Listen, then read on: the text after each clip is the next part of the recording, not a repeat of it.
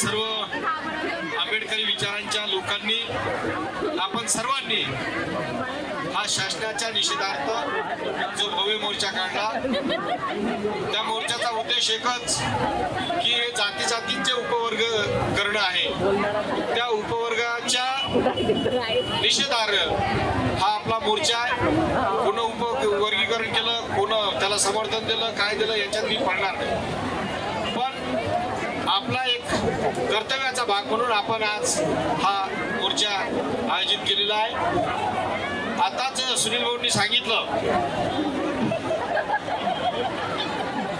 मी बाबासाहेबांच्या पूर्ण रक्ताचा अर्धवट रक्ताचा नाही.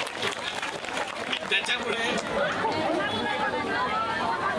माझे दायित्व म्हणून ज्या ज्या आयुधाचा वापर करता येईल त्या आयुधाचा वापर करून तो मुद्दा मांडला जाईल.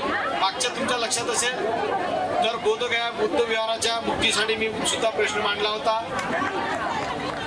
तुम्हाला एकच विनंती सांगतो, एकच फक्त तुम्हाला स्पष्ट करून सांगतो की संसदेत 500च्या वर सभासद असतात आणि फक्त बोलण्याची संधी 20 जणांना असते.